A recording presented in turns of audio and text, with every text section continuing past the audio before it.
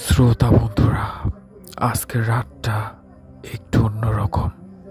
আমাদের স্টুডিওতে এসেছেন মিষ্টি আক্তার। হ্যাঁ, তিনি বলেছেন এমন একটি অভিজ্ঞতা বা এমন একটি ঘটনা তার জীবনে ঘটে গেছে যেটা তিনি কাউকে বলতে পারেনি। কিন্তু হ্যাঁ, আমাদের স্টুডিওতে এসেছেন তিনি তিনি তার মুখেই আমাদেরকে তার জীবনের অভিজ্ঞতা বা গল্পটি শেয়ার করবে। তাই শেষ পর্যন্ত শুনবেন। স্বাগতম আমাদের স্টুডিওতে রিনা আক্তার আপু। আপনি আপনার ঘটনা শুরু করতে পারেন। আমি তখন নারায়ণগঞ্জে থাকতাম। আমার স্বামী কাজ করতো অন্য শহরে। আমি একা ফ্ল্যাটে থাকতাম। এক রাতে ঘড়িতে তখন ঠিক 2:17। আমার ফোনটা হঠাৎ বেজে উঠল। স্ক্রিনের নামটা দেখে বুক কেঁপে উঠল। ও ছিল আমার স্বামীর নাম। কিন্তু জানেন, 3 মাস আগেই ও মারা গেছে এক সড়ক দুর্ঘটনায়। তা আপনি কি সেই ফোনটা ধরেছিলেন?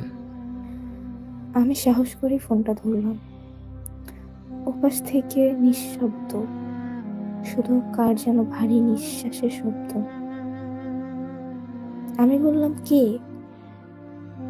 তারপর ঠিক ওর গলায় একটা কথা শুনে গেল। মিষ্টি, দরজাটা খুলো। তারপরে দরজায় টোকা পড়লো। আমি তখন ঘর থেকে বের হতে পারছিলাম না। দরজার নিচ দিয়ে দেখলাম একটা ভেজা পায়ের ছাপ ঘরে ঢুকে যাচ্ছে। উম, আপনি পুলিশে বা কারোর সঙ্গে যোগাযোগ করেছিলেন?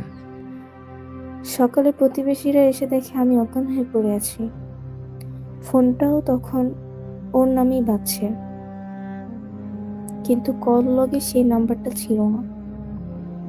সেই দিন থেকে আমি ফোনটা ফেলে দিয়েছি, আর ওই ফ্ল্যাটে কখনো যাইনি। কখনো কখনো ভালোবাসা এত গভীর হয় যে মৃত্যু হলেও কেউ কেউ ফিরে আসে শুধু একবার শেষ দেখা করার জন্য।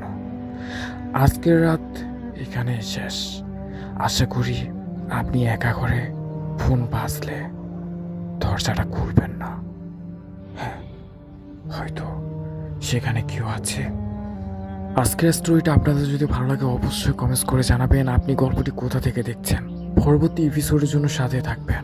ভালো থাকবেন, অনেক ভালো।